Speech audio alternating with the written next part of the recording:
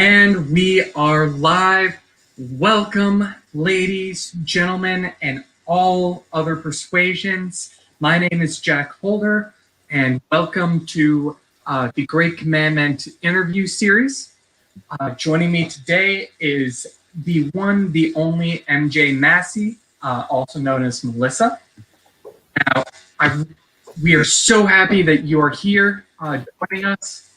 This is the second in a very long and wonderful series where I, the editor for the Great Commandment Comics Anthology, will get the opportunity to talk with teams and creators of these great, fantastic stories. So let's dive into what the Great Commandment is. It is on Kickstarter right now, a comics anthology that is over 150 pages with over 24 different comics. So what does that mean? Let's get really into what mean means. Through time immemorial, we've had commands invade every single aspect of life. Love your neighbor as yourself. We the people in order to form a more perfect union. Go to your room. Live long and prosper. But the main question we always have as humans is, well, yeah, but what does that actually mean? Well, in the Great Commandment, in all of these stories, these creators take that idea of what a command is. They talk about what it could be, what it should be, and we delve straight into the deeper layers. We have samurai corgis, we have Taoist hippos, we have alchemists, theorists, train rides, and so much more. Now today we are joined by one of those alchemists, a writer and an artist, an anthology participant many times over, webcomics and prose. Please, MJ Massey, stop me talking and let's dive into just who you are. Let's get to it. So I'm artist, writer, creator, digital marketer, a terrible tech support, everything you need to make a webcomic. I got my start. I always had a really wild imagination as a kid, and because my sister is so much older than me, I didn't have any kids my own age in my family. You know, I had to spend a lot of time entertaining myself, and a lot of that just came to making up crazy, wild stories, and that eventually grew into a love of putting those stories to paper. It started with just writing stuff out, and then it became drawing. I was never a good artist though as a kid. It was a lot of just scribbles. I used to draw the stick figures inside the covers of my coloring books on the blank parts, and I would just draw these crazy, and all this is happening. And, so over time, I've really tried to hone my craft, and I've gotten a lot better over the years, thankfully. Just hard work, determination, practice. And now here I am in this wonderful anthology with you again, Jack. So very excited to be back after Why Faith. It's been a wild ride for sure. Now, when I first really met you, you are one of the unlucky few that has actually met me in person. And when I met you down in Philadelphia a few years ago, you were doing Vatican Assassins, and now you've got your webcomic Black Ball. I actually have so many books now, it's hard to hold them all. So I have my 2 issues of Black Ball, my 1920s magical murder mystery, Alchemist of Aurelia, which came out this year, and issue 2 is coming next year. And of course, the original over which we met, Vatican Assassins, my demon hunting children in Europe. So you seem to like going to a certain time period, though it is set over about a few hundred years, and you really like to delve into faith questions, especially if you can mix it with science. And nowhere is that more evident than right now in the Great Commandment. with your piece, Nothing is Destroyed. What is that about? And can you describe how it came to be? Sure. Actually, I thought for a really long time over what kind of story I wanted to do for this anthology because I loved the concept from when you first launched it. And I wanted to originally do something biblical. Being a Catholic, we don't read the Bible, so it's challenging for us. And I was thinking more and more about it. And my husband's a physicist, and so I'm constantly surrounded by his work. And I had an interest in science growing up, especially in space. I had so many books on the planets. So I was thinking more and more about it, and I was like, all right, why don't we look at some science laws? Maybe, I can find something in there. And I remembered learning in school the law of conservation of matter, which is nothing is created or destroyed, it only changes form. And the more I thought about it, the more it really connected with me that this goes beyond just, the physical world and science. It goes into, our memories of people and the loved ones we had. Last year, I lost someone really close to me, and it was really hard to get past. So I was thinking of them when I started thinking about what kind of story I could make with this scientific property. And it's like, it's about getting through loss. Like we never really lose these people. And the way that matter isn't destroyed, it just changes what it is. These people we carry with us, and they change us in a way, even when they're gone. So they're never really gone. And that's what I ended up riffing off of. I chose to set it in like a Renaissance-y time because back then they were discovering more things about the planets, and they were starting to get a better sense of what our solar system was all about. Galileo, Copernicus, all those cool guys. But there was still not a full understanding of what it was. So there was still so much wonder. I think there's still a lot of wonder in the world, but especially at that time, it was almost magical, the things they were discovering and the potential of what was still out there to find. Wonderful. And yeah, I wanted to get a chance to talk about your setting here. You also seem to take a little bit of influence from Arabic and Persian influences, both in setting and stylistically. Yeah, it started actually with a love of Byzantine art when I was studying art history in college because I didn't know anything about it. And, you wouldn't think that at one time Turkey was kind of the center of the Christian world, but it definitely was. So there's that interesting dichotomy of, it being this Christian center and then not transferring. Oh my goodness. What is the word? Transitioning. Thank you.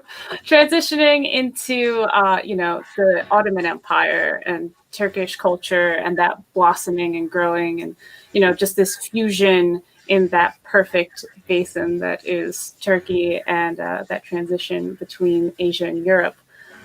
So it just fascinated me. This culture you don't really learn a lot about when you're a kid in North New Jersey. So I just kind of kept diving into that, and the Hagia Sophia is my favorite building of all time. So if we can make a comic that's just throwing that up everywhere, that's the whole cake right there. That's pretty good to me. Absolutely. And you mentioned color a little bit. Like when I want to make it very clear that if you are reading an MJ Massey book, you are going to be bombarded with your particular love of color. I recall Neighbors with your absolute focus on dark blues versus very hot yellows at the exact same time. So, and now we do end up in space. Slight spoilers. We do end up in space and Nothing is Destroyed. But just being able to see how you're able to just go far flung, not just in style but just color.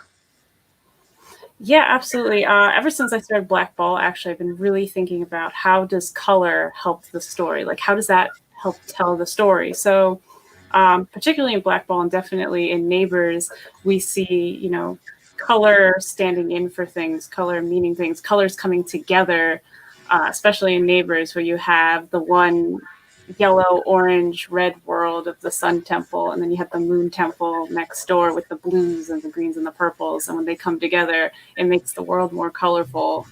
Expanding your worldview makes it more colorful, beautiful. With Nothing is Destroyed, I definitely wanted to show the difference between, the real world, where we're first introduced, where the colors are more naturalistic, they're a little more dull. It's a rainy day. We get to the night parts, and it's very shadowy, and there's not really a lot of excitement going on. And then we get into the space part, and it's just bursting with color, and it's just a rainbow, and the colors are fading and almost moving. I was hoping to create that sense of movement with the way I painted the pages, that the stars and the gases of space where we're flying along with you, to show that difference between the mundane real world and this colorful other world where anything is possible. Wonderful. And we do talk about the colorful and the bombastic, but it seems to be both celebration of hope and despair at the same time. You mentioned that this was also at the same time of loss, but what I really found about Nothing is Destroyed, you really are getting meta about that very physics-oriented question of matter cannot be created nor destroyed, and neither can memory. Memory, help me.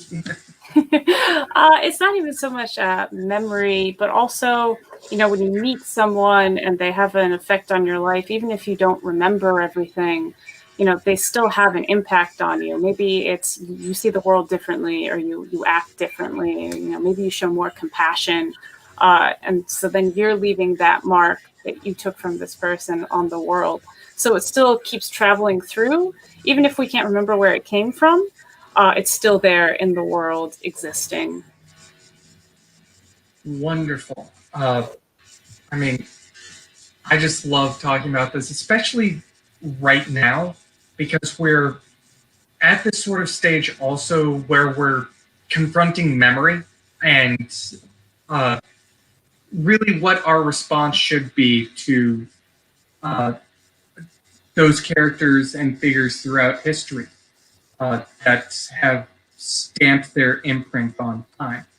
If you know the United States, we are constantly having conversations about how we should look at the founding fathers. We just went through Columbus Day, and now it's trying to figure out how to reckon with pain and misery at the exact same time as certain other sorts of joys. Mm-hmm. Yeah, yeah. Especially in this year where we've been having a lot of difficulties, and there's been a lot of sadness and hardness in the world. There's still points of light and pieces of joy, even if those are small pieces. For example, in 2016, everyone said how awful year 2016 was. And for me, 2016 was awesome. Like, Eurovision was slamming that year. One of my favorite Formula One drivers, Nico Rosberg, he won the world title for the first time. And I got engaged. Like, these were all things that brought me joy to varying degrees in my life in a time that was considered very bad. And it's the same thing this year. 2020, we've had the pandemic. We've had to miss out on so many things. And we're still finding these little moments, these pieces of light and joy. I had my first successful Kickstarter this year. My comics career is finally taking off a little bit, it feels. I got a really great job this year from my day gig. So, even in the hard times, there's still these pieces of joy. And I think trying to reconcile them, especially when everything is so dire, it can really be difficult to kind of bring those the same. I think it's easy to get caught in the, well, everything is awful. And I've certainly had those moments where it's like, everything's awful, you know, but it's, you got to remember those good things. You got to remember the good times for sure. How do you find that balance, though? We want to talk a little bit about the very specific difficulties of being a creator in this year. We had Sarah Morrison and Story Boyle on last time talking about how to actually communicate with each other, but the fact that you're a solo creator means that you got to experience everything. As writer and artist and letterer, you got to experience the highs and the lows, and also you had to reckon with everything that was going on at the exact same time. Definitely. It was a challenge. There was, when everything was first going down, I actually was like, oh, you know what? This is not great, but it's going to be fine. And things just kind of kept getting worse and worse and worse. And, you know, things were being canceled left and right. And then suddenly we just had this one day at work where half of our team got laid off. And we were getting calls like every half hour, like, it's my last day, I just got the call. It's my last day, I just got the call. And I could have sworn I was next. It was awful. I survived somehow, but we got to the end of the day and the survivors were on that call. And we were just like, oh, you know. So it was dealing with stuff like that, you know, and it was really being worried about my friends, because I know a lot of my comics friends, they depend on conventions, and all the conventions were being canceled. Another one of my friends owns a comic book shop, so I was worried about him and how his business was going to carry on in these conditions. And it eventually just came to a point where, you know, I just kind of kept barreling through everything. We talked about this earlier about how I just have a tendency to just barrel through and push through and just to keep going, because it's like, you know, stuff's got to get done regardless. Let's just keep doing it. And it became too much. I pushed myself way too hard. I did several projects all in a row that took a lot of energy out of me, took a lot of just mind power out of me, just mental capacity, emotionally. And by the time I got halfway through my Kickstarter, I'm like, I'm done. I'm burned out. Like, I can't, I gotta stop. You know, I'm not okay, and that's okay. And that's something that's been a challenge for me. I'm not someone who really can admit when I'm not okay. I just have to keep kind of charging on. But no, I really had to sit down and be like, no, like, you need to take a break, and it's okay to take a break because you're doing this all yourself. I think we as creatives kind of have a tendency to downplay our accomplishments and not recognize all the work we're doing. We just keep needing to do more. It's like you can't stop. And, you know, it's eventually just comes to a head where you're like, no, I have to stop. So I just took a breath. I took a step back and just, you know, tried to figure out how to get through it. But what you're touching upon right now is extremely important. I want to push back just because there are a lot of creators who would be watching this that are just like, you know, I'm just starting out. I don't have a successful Kickstarter under my belt. I don't have all of these books going on. It's just me. You should totally understand. It's just me doing all of this stuff. Why can't I just keep pushing forward? That's the way that it has to happen, right? And I'll sleep when I'm dead. Yeah, I mean, it's really easy to get into that mindset, especially because you see everyone around you.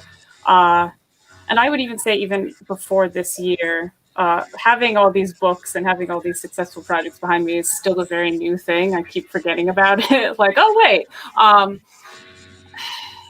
You know, you do have to put in the time and the work, but I've spent too many times where I've just been to the point of burnout and have just been spent, and it's not good for you, and you end up wasting more time in the long run. So it might feel like you have a lot of catching up to do. It might feel like you're never going to get there, or that you have to do the rise and grind, and that you can't stop. But trust me, like, take a breath every so often, take a step back, recognize what you've done, hold all your books that you've been in, when you get there, hold them and hold them often.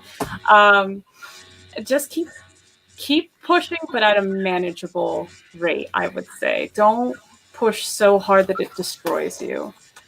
Really, from time to time, just take a step back. Just say, you know what, today I'm going to not do any work, or today I'm going to do this, or I'm going to do something for me. I'm going to read a book.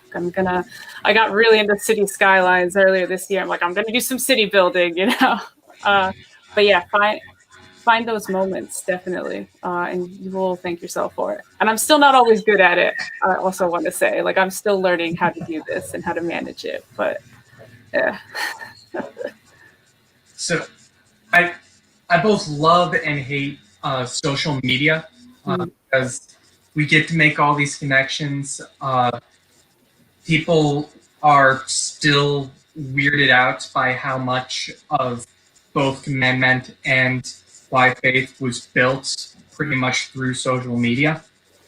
But what I don't like about it as a creator, especially someone who has negative opinions of his own successes constantly, you only see the positive aspects of people's life.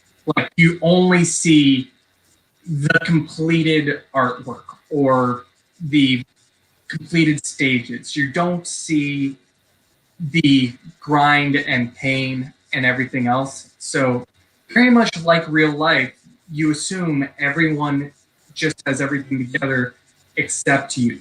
So, and very much like you, it's like, I am really great at giving advice, not so much with the following what I have just told you to.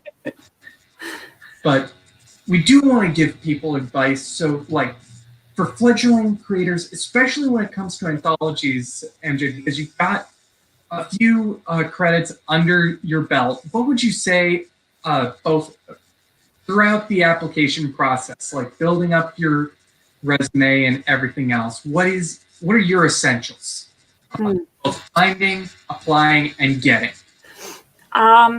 For me, one thing that helped was the first time around, I actually worked with a writer, and I hadn't done it before. I worked with the incredible Madeline Hawley Rosing of Boston Metaphysical Society. I can't believe she agreed to work with me. That really helped because I got to work with someone who had so much experience and was just so knowledgeable, and it really helped me get my first shot, and to not also have the stress of, like, I gotta write this thing and I gotta draw this thing and hundreds of people are gonna see it and it's more than anyone. So I would say, maybe the first time around, depending on if you're a writer and artist, look to see in groups who's looking for someone to partner up with. That could be your way in. It was my way in, because definitely before that, I wasn't getting into any anthologies. No one knew who I was. I certainly got rejected many, many times from many different projects. So I'd say, your first time out, maybe partner with someone. If you already have a creative team, just keep looking out there. There might be other creative teams, or, someone else out there, who's doing an anthology. So see if you can work with someone, keep making friends with people. Definitely. That's always been one of my favorite parts of this comic game. A lot of people don't like networking. For me, it's like, oh man, like, I'm making friends. I'm seeing all these people who are making cool stuff. I want to get to know them. I want to know what they're doing. They don't have to ask me about my stuff. I just want to know other people, I think the other thing that really helps, and it's an exercise I don't get to do enough of, but have been trying to do more of, is just think about how to write within a confined number of pages. So, with anthologies, you get 6 pages, 4 pages, maybe even 2 pages, 8 pages if you're lucky. And I think that really helps you work your writing muscle and your drawing muscle, because you got to figure out the best way to pace out everything visually without jam packing the page or making it too, empty. So, kind of practice that a little bit, keep some ideas in the back pocket for when the right anthology comes along. And you're like, oh, wait, I have a story that would fit this. Or, this is a concept that I've been wanting to play with. Let's put it forward for this. And the other thing is to just keep putting it out there, keep putting out the pitches. Something's going to be accepted eventually. Don't be afraid to ask people for feedback on your pitches. Definitely. I think it was for the Y Faith pitch. I had a very helpful Discord group help me refine that before I applied. So, I was happy with that one. Only comic in the anthology. There's no dialogue, absolutely none. MJ did it completely with illustration. Even they have quote unquote dialogue. It is symbolic and pictorial. It is wonderful to look at in that regards. And since we're keeping with the advice, what tips do you have, especially right now, because right now is not going away anytime soon? What do you have as a creator? We know you talk about burnout. Are there any other tips that you really want people to take to heart? Yeah, I mean, this is not the best of times for sure, but I think it's still a great time to be in comics. The internet is better than ever before. We're finding new ways to connect with each other. There's all kinds of ways to reach out to people, to be part of groups. There's all kinds of ways to utilize the internet to your advantage. I know a lot of people, they don't want to be with social media. They don't want to be online because there's so much negativity out there. But, at the end of the day, these are tools for you and they really can be limitless. I work in digital marketing, so I'm in this stuff all the time. So I'm going to be a little biased. But there's all kinds of ways that you can take these platforms and take these channels and make them work for you. You don't have to be afraid of them. I know there's like your whoever is posting awful things and you don't want to read them, or there's just all the news out there. Learn how to game the algorithms. It's really easy to make these algorithms work for you so that they're showing you the content you want. And don't be afraid to just experiment with them. Throw stuff out there, see what sticks. I've been playing around with Reels on Instagram. They seem to get a lot of mileage for me. People like to see my coloring techniques. So I've been trying to lean into that a little more. You could find that thing that works for you and is going to get you a little more mileage. Fellow creators, social media is not your life. It is certainly not your friend, but it is very much your business. So take Melissa's words to heart and really try to figure out how you see social media in that regards. So as I am going to do every time, I am going to say this with a disclaimer.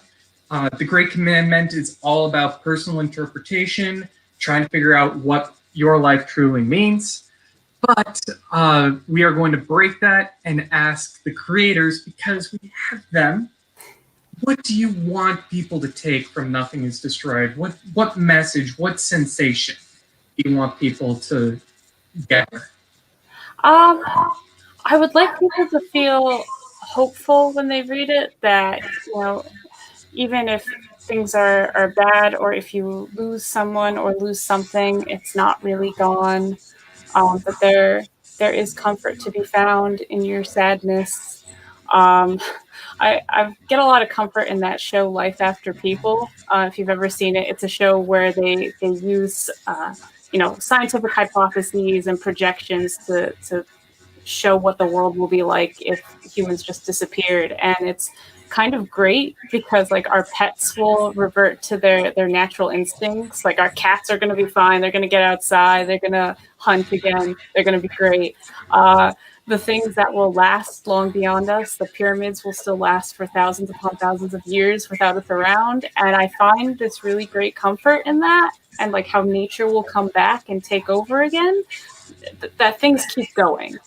And that's sort of what I tried. I tried to take that comfort and express it in this work, that when things end, they actually do keep going, just in different ways. You know, whether it's through, you know, carbon cycling through nature and plants growing and, you know, seasons changing, or whether it's just, you know, remembering laughs you shared with someone you loved and how that made you feel, and trying to bring those feelings through the world with you. You know, everything goes on one way or another. And we have a wonderful affirmation from our audience. Thank you so much. If you guys want to make questions or comments, especially for MJ, I am here as well as host. And now we are going to get to the QVC portion of this, because this is all for the Great Commandment Anthology. It is on Kickstarter right now, and we are sitting at $1,942 from 53 amazing backers. We are trying to get to 5K. The fact that we are almost 40% of the way there, 2 days in, is absolutely wonderful. So you have just spent half an hour talking, listening to MJ Massey. You are realizing that this is a great creator, that you absolutely want to get all of her books. So you want to get Why Faith? You can get Why Faith. You want to get the Great Commandment? You can get the Great Commandment. They are both available. We have deluxe versions of the Great Commandment that's going to take in new artwork and behind the scenes works. And once we reach 2,000, which is coming up very soon, very, very soon, MJ, do you want to announce the super special gift people are going to get? Just $58. Sure thing, Jack. Well, in $58, once we hit 2K, you can get a PDF copy of Black Ball Issue 1, my magical murder mystery in the 1920s. How much is that going to cost us? It's not going to cost our backers anything, because they're just going to get it once we hit 2K. Nice! Excellent. Please pump up Black Ball a little bit so people know that this is something they need to get on top of everything else. Absolutely. I was going to try to do a 1920s radio voice, but I'm too excited, so I'm not going to subject people to that. So Black Ball is the story of a girl named Emily Trent. She's 19, and it is 1926, and she lives in an alternate version of our world where magic, or as they call it, arcane science, was once used as a commodity. It was used to power your home. It was used to turn on your lights, cook your food, run your cars. It was used for everything. World War I happened, and America decided that spellcraft and the arcane sciences were too dangerous, and they outlawed it in Amendment 18 along with alcohol. So this is really the worst timeline you could be in. Her family are what are called practicals, and they are strong supporters of the practical sciences. So the things we use in our timelines, such as engineering, chemistry, physics, the things that we use to build engines here. And one day, her older sister Amelia is mysteriously murdered. No one knows why. And then Emily finds a illegal spellcrafting kit in Amelia's bedroom, hidden under a floorboard. This starts a great half-seas hootenanny to find out why was Amelia murdered, where did this spellcrafting kit come from, and who is Millie, the addressee of the mysterious letter inside the kit. To find that answer, they are hoping to find the Black Ball, the most rip-roaring speakeasy in New York, where Millie hangs out, basically. But the problem is it was busted by the cops, and it's a moving party, so they don't even know if they can find it. Emily isn't alone. She's got Man About Town, Chester Radisson, and We're gonna see if he's a help or a hindrance in her quest. Excellent. We did have someone showcasing their regret, saying the 20s voice would have been cool. But no. I like that medicine we have, personally. My attempts at accents, my wife would burst out of the wall to tell me that that is a bad idea. But we definitely will be getting Black Ball #1 to you just as soon as we hit 2,000 raised. We're not looking, we're hoping to get there tonight. Less than $60 to go, $58. We also have a ton of amazing rewards. We have canvas prints from creators such as Angela Odling. We are going to be having more, including from MJ Massey and Mary Bellamy. We are going to have more content than you know what to do with.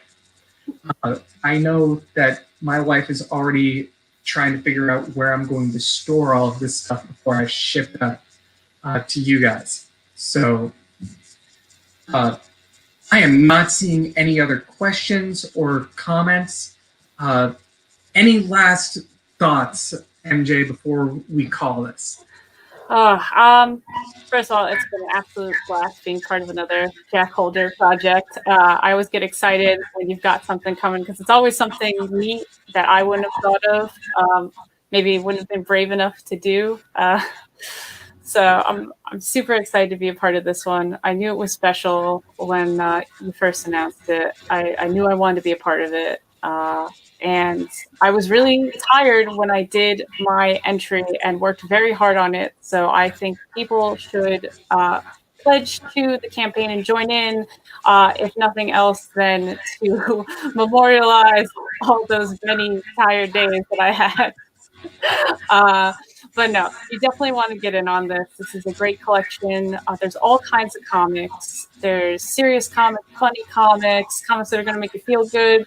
Comics like mine that might make you cry a little, even if it's inside. But it's a really great collection, a really great group of creators, and a really fabulous editor who is helping us lead the charge. Every time. I promise every time I am not looking for fishing for compliments. Well, yeah, you're so good at, pumping us all up. You said affirmations, keep us going. There's definitely times where it's like, oh, why am I even doing this? And then I get a message from you and you're like, you're creative, you're doing good work. I'm like, I am doing good work. Jack is right. You give a lot to the community. So, you need to be recognized for that. That is my advice as editor and a fellow creator to each and every one of you. If you are feeling really down and in the dumps and you want to just quit, pump someone else up. You do not recognize the cathartic energy of just helping someone else realize that they should still be doing this. It is really easy to do. You think everyone's giving them affirmations, and then this is the only thing that made me not throw something away. And I'm like, okay, I don't know why you threw that away, because I want to buy it. Mm-hmm. So tell people that they are amazing. We don't tell people enough unless they reach a certain level of celebrity. We don't tell people, especially indie creators and just the people that we know and love around us. Tell them when they're doing an awesome job. Leave the tearing down to someone else. Mm-hmm. So that does it for me and MJ Massey. The book is called The Great Commandment. The other book is called Why Faith. And the book that you can get for free, if we just raise $58 more, is Black Ball #1. You need to click the link below. You need to check out the Great Commandment anthology. Buy it, get it, enjoy it. Thank you all so much for watching. Have a wonderful evening. I will see you tomorrow with Jason Remick, the creator of Organic Fast Food webcomic, and we will be talking as two pastor brats often do. Thank you all so much. God bless, and just enjoy your evening. Thank you.